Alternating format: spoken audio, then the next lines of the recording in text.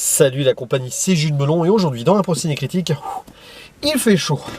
Et ça va être très chaud de vous parler de ce nouveau film sorti ce mercredi en salle, peut-être le métrage que j'attendais le plus en ce mois de juin, le nouveau Quentin Dupieux, rendez-vous quasi annuel avec ce metteur en scène et compositeur, même si là il ne fait pas la musique, que j'apprécie particulièrement, et ici il nous revient avec incroyable mais vrai. Un film fantastique, comique, dans lequel nous retrouvons, 7 ans après réalité, Alain Chabat dans le rôle principal, et à ses côtés, Léa Drucker, Benoît Magimel, ou encore Anaïs Demoustier. Et autant le dire de suite, je serai obligé de faire une zone spoiler, car de toute façon, si vous avez vu la bande-annonce, enfin les teasers au cinéma, on sentait qu'il y avait un mystère, un suspense là, qu'on nous faisait languir. Donc j'y reviendrai après, pour celles et ceux qui ont vu le film, dans le timecode indiqué. Mais en attendant, petit synopsis, on va suivre un couple, Alain et Marie, qui décident de s'installer dans une maison, la première qu'ils peuvent s'acheter à eux. Voilà, ils sont très contents, ça se passe visiblement bien, et il s'avère que dans la cave, il y a un secret potentiel, une sorte de trappe. Mais on n'en sait pas plus jusqu'à un certain temps du film. Bon, on apprend très vite le poteau rose, mais on fait ménager un petit peu donc cette révélation. Et en plus de cela, Alain, qui travaille en tant qu'assureur, a un patron ami qui s'appelle Gérard, joué par Benoît Magimel, qui va venir dîner chez lui. Bon bref, il s'incruste presque dans, on va dire, l'intimité, pas du couple, mais de la vie d'Alain. C'est bizarre comme relation. Et il va se passer plein de choses, parce que finalement Gérard, le personnage de Benoît Magimel, aussi révèle un secret à un moment dans un dîner, mais là on le voit dans un des teasers, donc à Alain et Marie. Et de ce secret, alors principal, qui nous intéresse ici, pas celui de Gérard, quoique, bref, celui de Gérard, ça va être le comic relief du métrage, tandis que ce secret incroyable de Alain et Marie dans leur nouvelle maison, ça va être le côté fantastique. Et forcément, des enjeux vont se mettre en place, ou pas, parce que c'est Quentin Dupieux. Et ça reste une comédie burlesque et absurde. Un peu philosophique quand même, avec une réflexion derrière, mais ça reste du Quentin Dupieux. Je ressors de cette séance très embêté. Je me rends compte que je suis absolument incapable de dire du mal de Quentin Dupieux. Ce n'est pas son meilleur film. Il y a quelque chose de fascinant, comme toujours, d'extraordinaire dans ce film, comme souvent, mais de très frustrant aussi. C'est la première fois que je ressens une telle frustration à la fin d'un film de Dupieux. Mais je me demande si ce n'est pas volontaire. Ça semble en fait tellement écrit en ce sens, pour que à la fin on se dise « Ah !»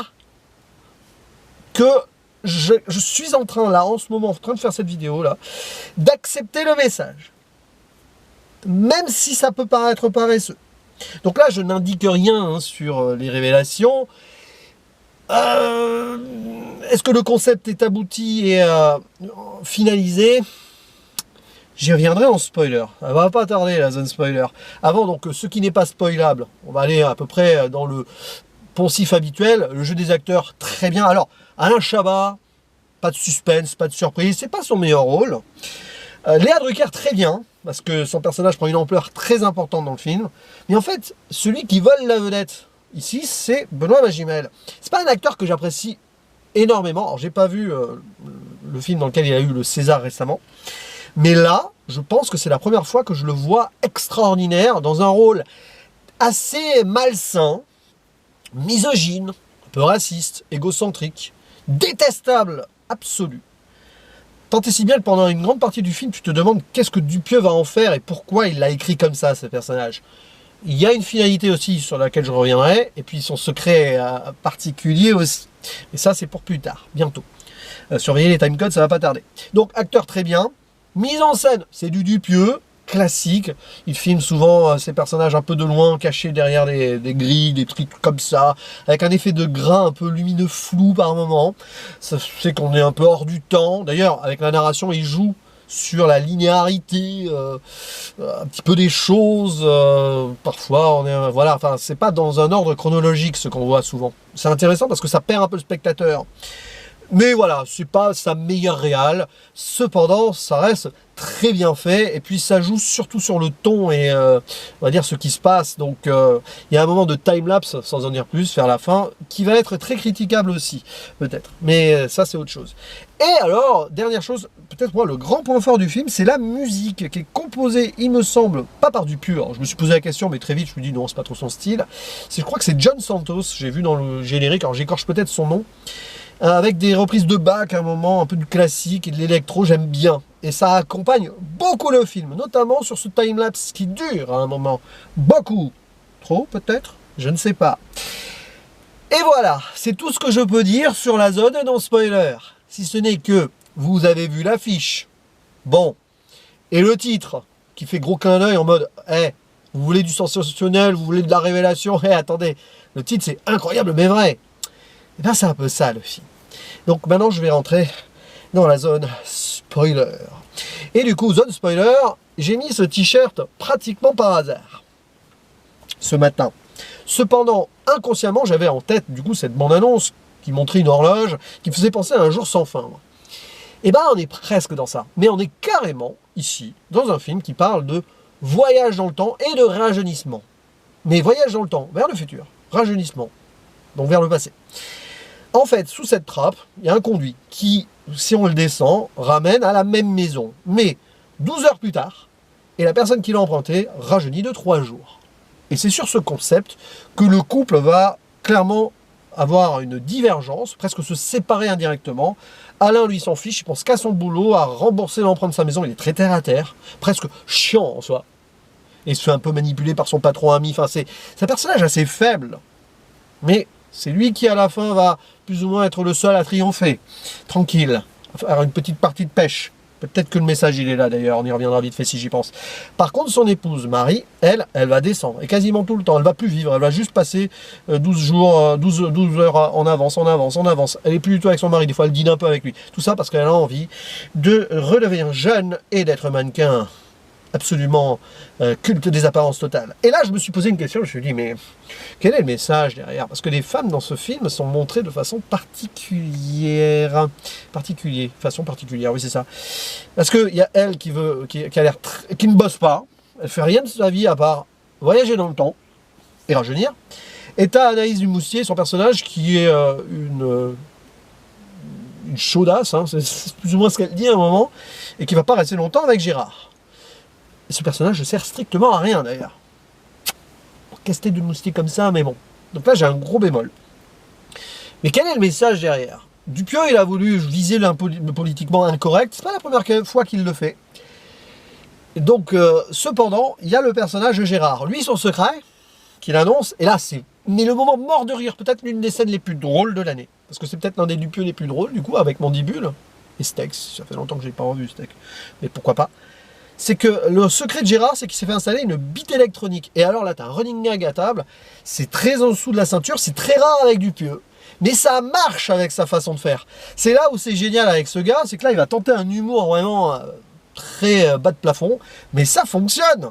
Et c'est génial. Et puis tous les gags autour du personnage de Benoît Magimel, c'est extraordinaire. Ça ne sert à rien dans l'intrigue, dans le film. Il va pas du tout s'intéresser au voyage dans le temps et tout. Il va jamais découvrir le truc. Mais ça marche. Et t'as l'impression qu'il y a 2 films en un. Et c'est embêtant. Mais ça marche. Presque limite, le côté fantastique et le voyage là, on s'en fiche. Si ce n'est à la fin où évidemment la question philosophique va se poser. Voyager dans le temps, ok, on avance, ok, bon, tant pis, elle a plus de vie du coup. Tout ça pour retrouver une jeunesse qui va être qu'en apparence, parce qu'à l'intérieur il y a des fourmis, enfin c'est toute une histoire, elle pourrit de l'intérieur grosso modo, et elle va péter les plombs. Donc le côté mental de cette affaire-là, évidemment, bien mal acquis ne profite jamais.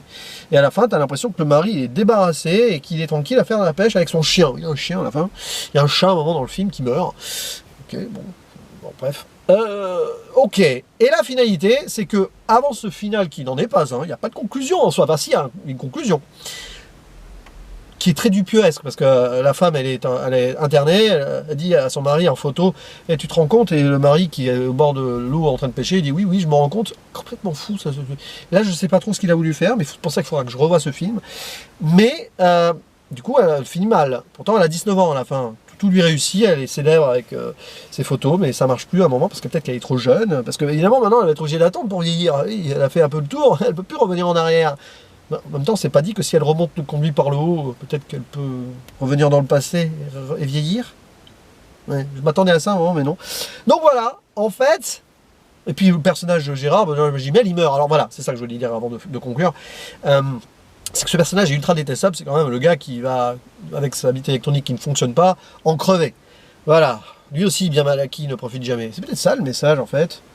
Mais c'est très cynique, oui, mais je sais pas, pourquoi jouer le fantastique là-dessus? Tu vois, il y a là, enfin tu vois, je vous tutoie, désolé, mais bon, toi qui regardes cette vidéo, je ne sais pas trop où il a voulu en venir. Enfin, si, la finalité, mais elle n'est pas finie sur ce côté fantastique. Et en fait, c'est juste un prétexte pour balancer ce message, comme quoi, finalement, c'est bien de vivre les choses au moment présent. Et à la fin, le seul qui profite, c'est celui qui a vieilli normalement, tranquille, sans gadget électronique. Là, il y a une critique sur la technologie. C'est pas la première fois que Dupieux met cela en avant. Regardez dans le Dain, par exemple, toute technologie, c'est très rétro, ça disparaît. Là, les vrais trucs très technologiques, ça finit mal pour le personnage qui s'en sert. Et le mieux, c'est d'être tranquille, en fait, de pas se prendre la tête, quoi, qui s'est pris la tête quand même, le personnage de Chabat avec son boulot, mais pépère, au jour le jour. Mais tout ça pour ça, je pense que c'est profondément cynique quand même, et j'aurais besoin de revoir ce film, parce que pour l'instant, à le dire ainsi, c'est une petite déception. Ouais, je ferme la zone spoiler du coup. Il s'avère que ce film est une petite déception, et pourtant je le trouve fascinant, il y a des trucs géniaux dedans. L'humour, voilà, sans revenir sur ce que j'ai dit dans la zone spoiler. Le concept en soi, il y a des choses qui font réfléchir. En ce jour du bac de philo, c'est intéressant. Mais voilà, tout ça pour ça, j'ai envie de dire, oui, mais c'est du Dupieux et ça passe. Même dans le tout ça pour ça, et eh ben, ça reste du Quentin Dupieux. Et j'ai quand même apprécié. Mais il y a un paradoxe ici.